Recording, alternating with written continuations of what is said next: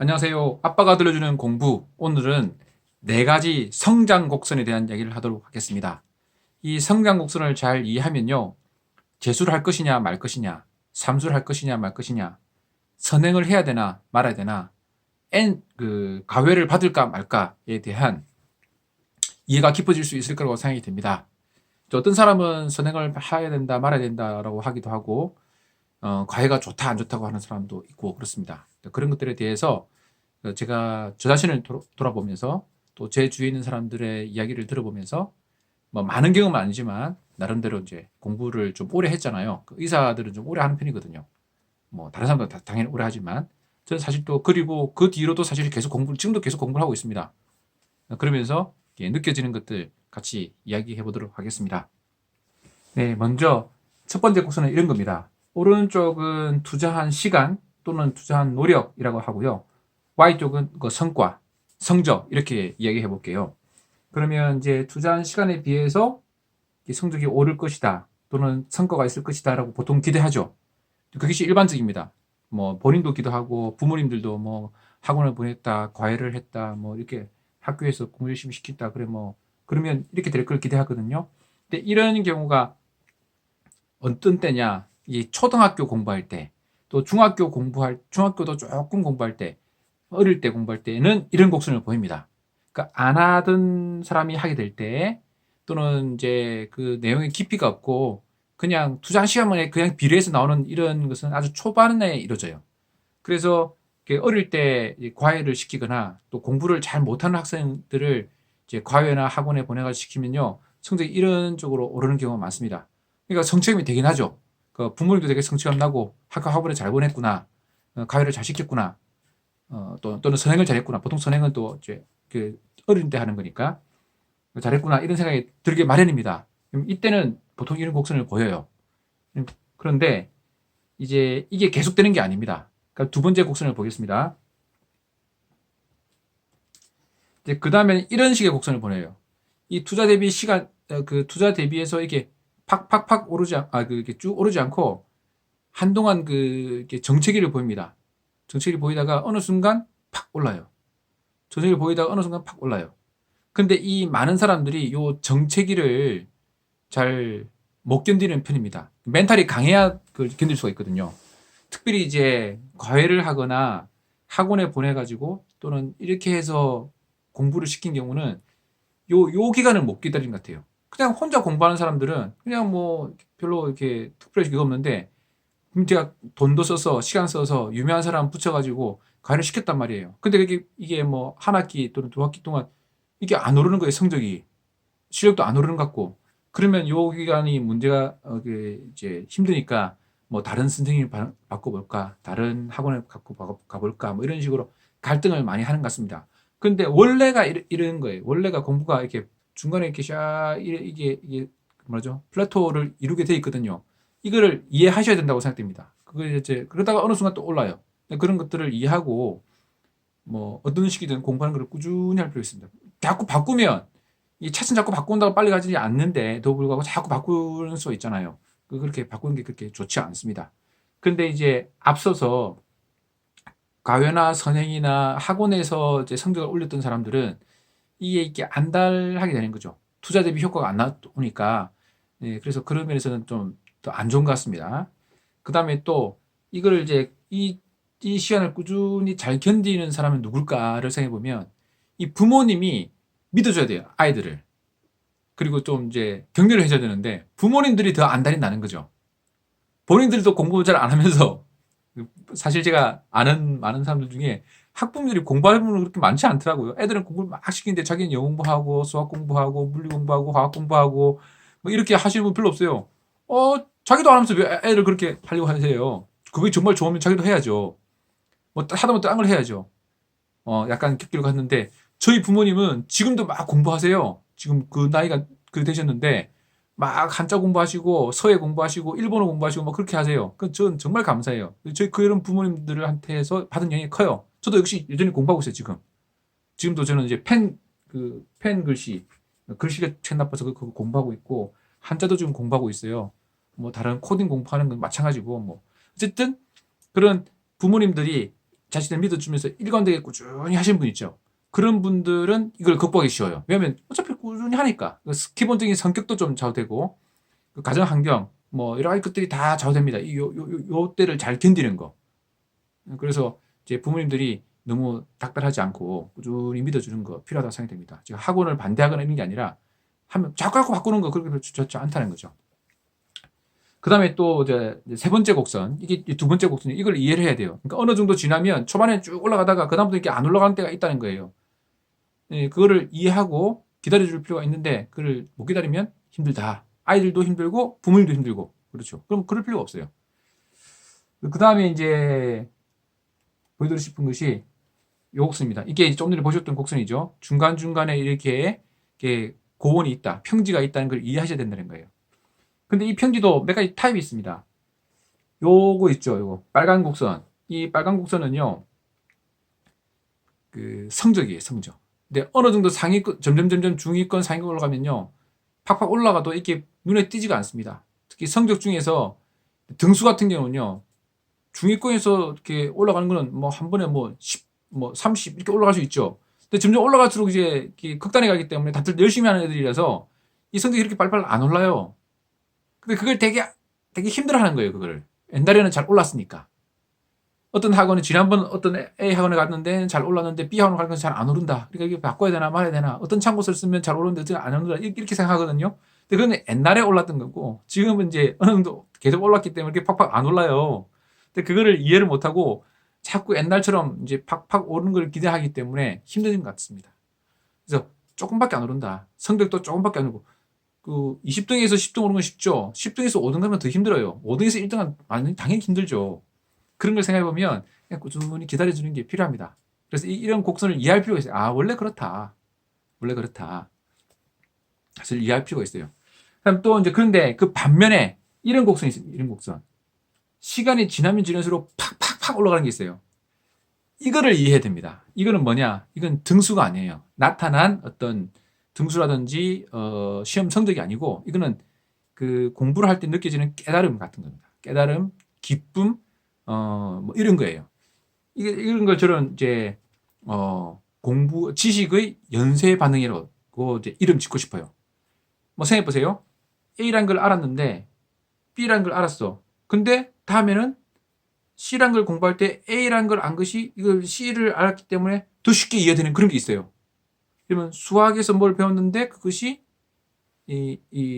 뭐 물에 도움된다든지 물에서 배웠는데 국어 뭐 도움된다든지 국어에서 뭘 했는데 그게 도움된다든지 이런 게 많거든요. 제가 어릴 때 그 책을 읽었는데 이제 아인슈타인에 관한 책이었어요. 아인슈타인이 어릴 때 뭐 그거는 뭐 국어라고 할 수 있죠. 그냥 읽은 이야기 책이니까 뭐 전기문이라고 할 수 있고. 근데 아인슈타인이 내 삼촌이 말하기를 그 X, Y, Z 이런 거 푸는 거 있죠. 그걸 이제 수학에서 이제 뭐 그 뭐라고 그러지 하여튼 뭐 미지의 숫자를 푼다는 거예요.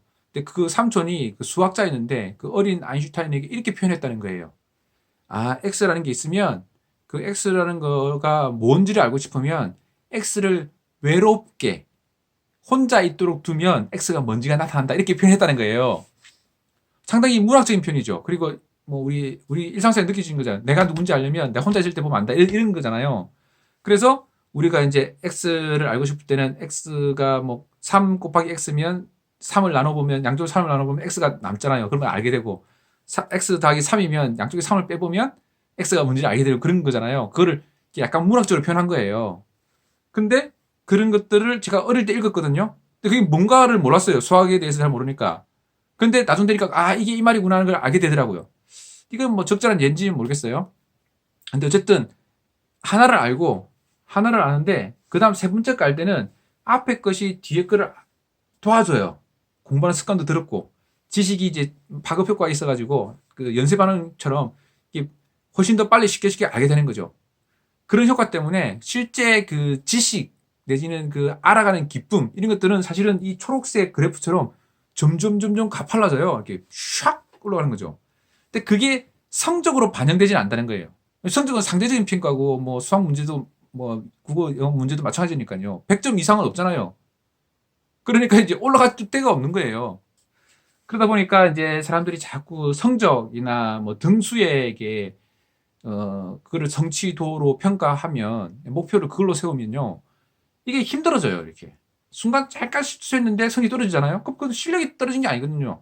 이게 뭐 실수도 없이 뭐 실력이긴 하지만. 어쨌든, 근데 그때 어느 정도 좀 지나서는요.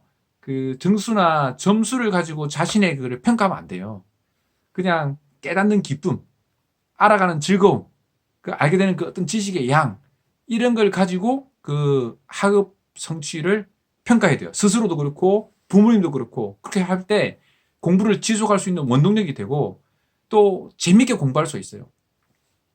저 같은 경우는 이제 뭐 나이 들어가지고 뭐 코딩도 공부하고 막 그러거든요. 그건 성적이 매겨지지 않아요. 아무도 성적을 안 매겨요, 근데 재밌어서 해요. 그럼 내가 알아가는 즐거움이 있기 때문에.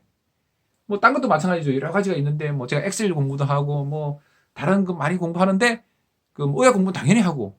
근데 그것들이 이 점수화되지는 않지만 내적으로 내가 쌓아지고 있고 내가 하고 있는 일에 더 확신을 주고 시간을 절약해주고 다른 사람에게 도움이 되고 이런 기쁨들이 막 있거든요. 그래서 막 하는 거예요.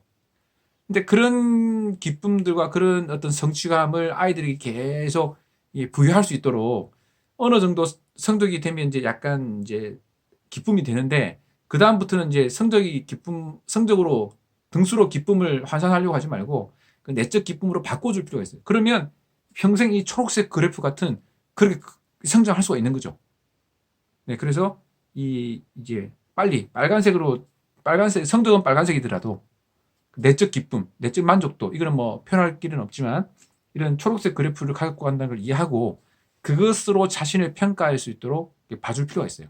그 자꾸 다른 뭐 철수네 뭐 영인의 다른 친구 애들은 어떻다더라 뭐 누군 어떤 대학교 갔다더라 이런 걸로 자꾸 비교하면요 이 자꾸 빨간색을 보는 거예요. 엄마 아빠들이 빨간색 보면 아이들도 빨간색을 보게 되거든요. 그냥 그 초록색 그래프를 볼 수 있는 그런 눈을 가지도록 해주세요. 또 실제 그렇게 할 때 실제 성적도 잘 올라와요. 왜냐면 이제 멘탈 관리에 그게 필요하거든요. 자꾸 그 지엽적인 걸 하나 가지고 자기를 낮추는 그런 거 하면 안 돼요. 그 다음 그래프는 요 그래프인데요. 이게, 우리가 S곡선이 이게 뭐 많은 생물들의 성장 곡선이에요. 제가 어릴 때를 돌아보면요. 어릴 때는 그 중학교 1학년쯤 되면요. 그 키가 작은 애들은 거의 뭐 초등학생 아주 어린 애 같이 키가 작아요. 그리고 중학교 이제 1학년이 이제 큰 애들은 되게 커요. 키가. 그래서 그때 보면 이 아이들 사이에 천차만별의 키가. 근데 어른이 되면 물론 그 중에 키가 큰 사람, 작은 사람 있지만 특출나게 큰 사람, 특출나게 작은 사람 빼고는 다 비슷해져요. S곡선이 이렇게 되는 거죠. 이렇게 쭉. 그래서 여기 보시면 결국 이제 초록색과 파란색을 보시면 느낄 텐데 나중 되면 키가 비슷해진다는 거예요. 조금 빨리 크는 사람, 늦게 크는 사람이 있어요. 근데 이 중간쯤에 보면 초록색이 파란색보다 훨씬 더 크죠. 그러니까 막 파란색인 사람은 초조한 거예요. 불안하고. 그럴 수 있지만 그럴 필요가 없어요. 그냥 꾸준히 하면 늘어요. 그 투자된 시간에 비해서. 좀 빨리 되는 사람, 늦게 되는 사람 있지만. 그러니까 초조할 필요가 없다. 다른 사람과 너무 비교할 필요 없다. 단지 비교할 거는 나 자신의 과거보다 조금씩 나아지고 있느냐를 비교하면 돼요. 그렇게 해야 되는데 자꾸 다른 사람과 비교하는 그 습관 때문에 공부든 뭐 딴 일이든 아주 이제 스스로를 찌르는 거죠. 그 뭐 스스로 찌르는 걸 자해라 그러잖아요. 자해. 근데 공부하면서 자해를 하는 사람들이 많이 있어요. 그거 아주 안 좋은 습관이에요. 공부뿐 아니죠. 인생도 마찬가지죠. 뭐 막 가진 것도 많은데 더 가지지 못해서 또 다른 사람과 비교해서 자기를 자해하잖아요. 어우, 그게 좀 안타까운 일이에요. 그 빨간 건 뭐냐면 좀 더 빨리 시키는 거예요. 어릴 때 선행이라 그러죠. 선행을 하게 되면 다른 애들은 당연히 빠르죠. 당연히 빨라요. 근데 이게 빨리 한다고 해서 결국 더 올라가는 건 아니에요.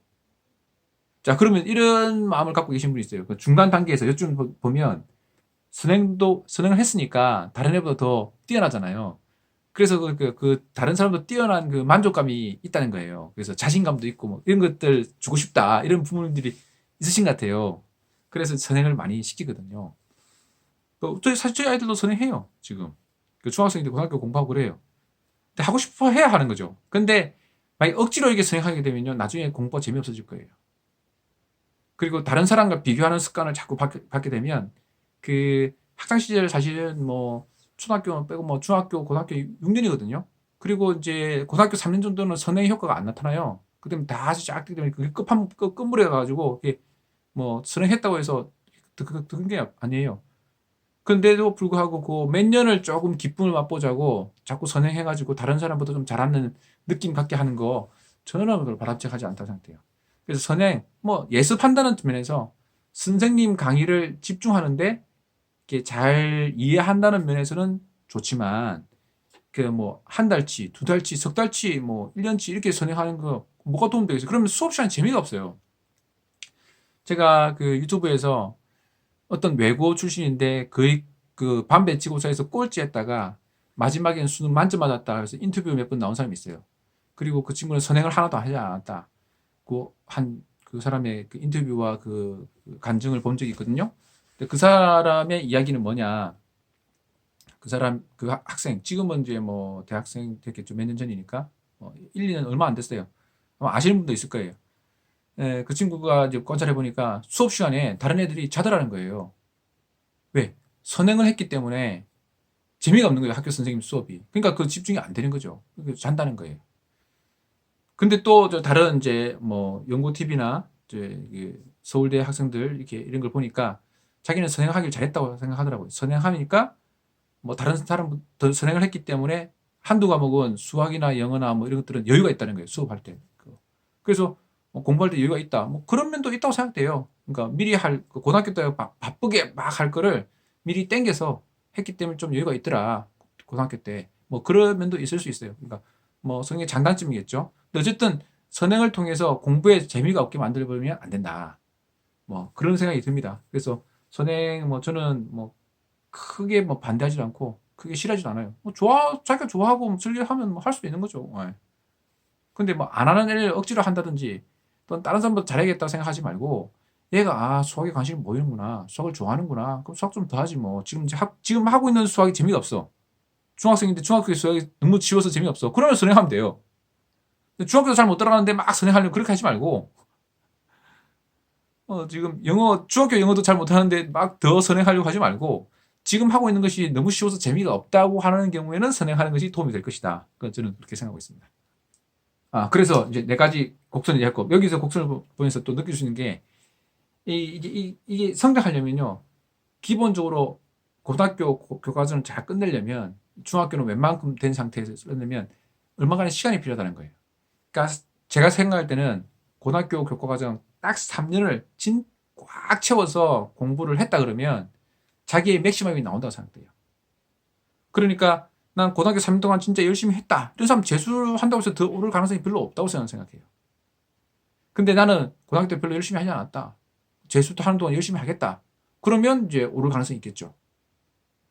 또는 열심히 했는데 마침 그때 감기가 걸렸거나 그때 컨디션이 안 좋아서 뭐 잠깐 실수를 해가지고 밀렸었다든지 해가지고 자기 실력이 안 왔다. 그러면 재수를 하게 되면 성적이 오르겠죠. 근데 이미 나는 정말 정말 최선을 다해서 공부했다. 그러면 새로 한다고 해서 더 많이 오를 것 같지가 않아요. 그럼 이 곡선이 이제 어느 정도 레벨 올라가 버렸으면 그다음 잘 안 오르거든요. 그렇기 때문에 자기가 어떤 패턴인지 어떤 곡선이 어디 부분이 있는지를 잘 아는 거 중요할 것 같고 그래서 특별히 이제 멘탈 다 이런 거를 이해하는 경우에 이해하게 되면 이제 멘탈 관리가 잘 되거든요. 내가 오르지 않아도 기쁘게 할 수 있는 그다음에 꾸준히 할 수 있는 그 다른 사람 비교하지 않을 수 있는 그런 거라고 생각되고 만약 선행을 했으면 한 대로 쭉 잘 하시면 돼요. 이게 빨간 곡선인데 마침 이 사람은 선행도 했고 아주 뛰어나서 실제 마지막 첼로도 이렇게 더 높고 그러면 또 제일 좋죠. 뭐 김민아 선수 같은 그런 거 아니겠어요? 김민아 선수 같은 경우는 뭐 어릴 때부터 비교 선수 했을 거고 근데 이제 파이널도 마지막 몰당히 뛰어난 사람이고 그런 사람들 가끔 있으니까 그런 경우는 좋죠. 근데 그러지 않은 경우라면 굳이 뭐 조기 한다고 해서 특별히 더 나을 것도 없어요.